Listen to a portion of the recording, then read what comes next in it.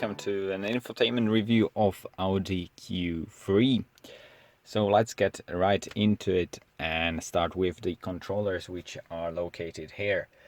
So all these controllers are connected to the screen, but you can change the volume up and down using also the swivel wheel on the control wheel, voice command buttons, and navigation when it's active. And this is control for the display. We also have ability to change through computer, where it displays our time, date, what is our fuel consumption, and so on. This is a 2-liter 4-cylinder engine with 211 horsepower connected to the 7-speed S-tronic gearbox. You can have a digital speedometer readout here, or the display darkened. Of course, these lights go out when you turn on the engine, but I am in ignition on, so I don't waste fuel. Also, these small buttons connect the drive select button, the auto start stop, the parking assistant, traction control off button, and a reversing camera, which hasn't the best resolution, but it's okay. This is a 7-inch, that's not a touch screen, because you have also the Infotainment Plus menu, which has a larger inch display by an inch to 7 inches. You can fold it down, but it's not electric, you have to do it yourself. But it's nice if you want to have a cleaner look on your dashboard and nothing to distract you. So let's get into this. At the right corner you have a Audi MMI setup.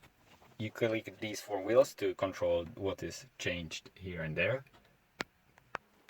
And here you have the basic settings for, you can read yourself. System update is available just by USB. This has no internet connection. And you can set up the time, which can be on auto. That means it receives date and time automatically.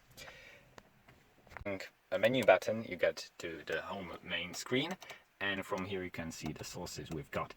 By clicking into car, we can have the Audi Drive Select displayed and configure it by clicking systems. As you see, it's quite quick, and for example you can change the customizability of steering wheel button, where you have different modes, or exterior lighting if it's on or off, but not how long it stays on. A background lighting, you cannot see it now properly, but some of the parts are illuminated, making it easier.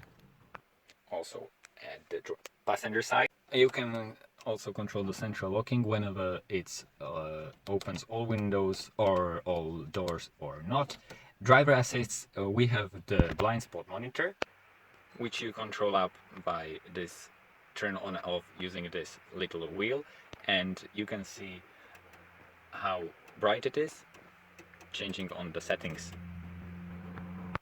You cannot have a safety system such as adaptive cruise control, unfortunately, in the Q3, just a REST recommendation, which sometimes recommends well, sometimes doesn't. I don't know what algorithm it uses, but it's okay. Tire pressure monitoring system doesn't display just the pressure, it just warns you when the pressure is very short. You can see the intervals here, and if you want to change the oil.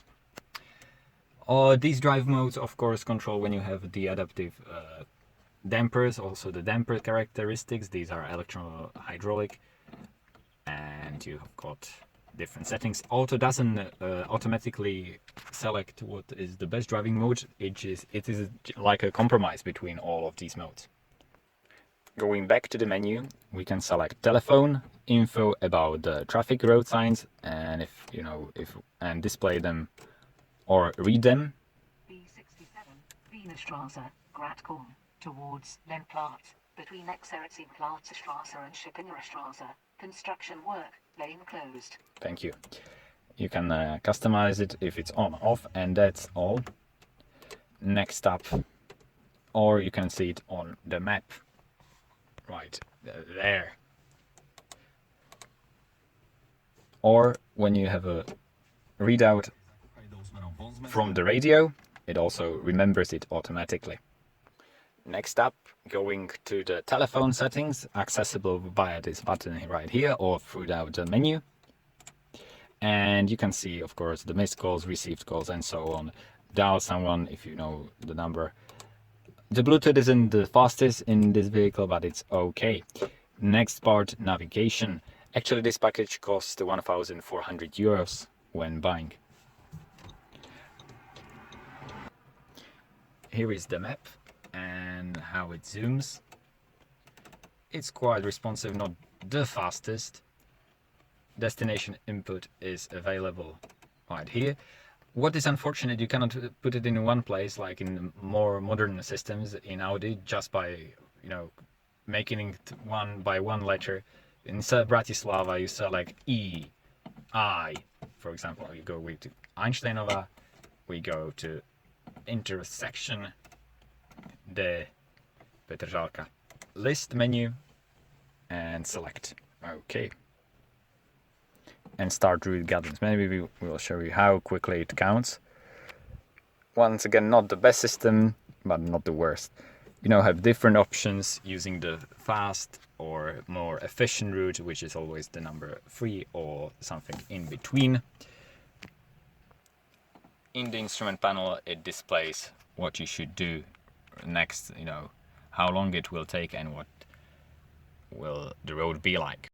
Next up, we've got a media where we can select, for example, Bluetooth or different source. As you can see, my phone is right connected. Settings are these. Radio is quite self-explanatory. I think there is no problem with that. It always defaults into a normal list, not your memory list, which is quite unfortunate, but okay. And you can have a text, radio text. It loads for a while, but it then shows up. Going back, and the last setting is the tone. This is the menu which it defaults in. You know, your treble bass, balance father, and DSP means if we want to have a focus on the driver or if it's on the all passengers. This has actually 17 speakers, and also adjust volume on entertainment, navigation systems, and you know, if the parking gate, for example, should have lower frequency or higher. You know, you can customize that, of course, and as well as frequency. I forgot to mention also here upright you can do very basic stuff, but some of it is useful. Also choose the source list and so on. Thank you for watching. Hopefully you enjoyed this quite in-depth look on the Q3 infotainment system. Hopefully see you in the next one. Goodbye. Ciao.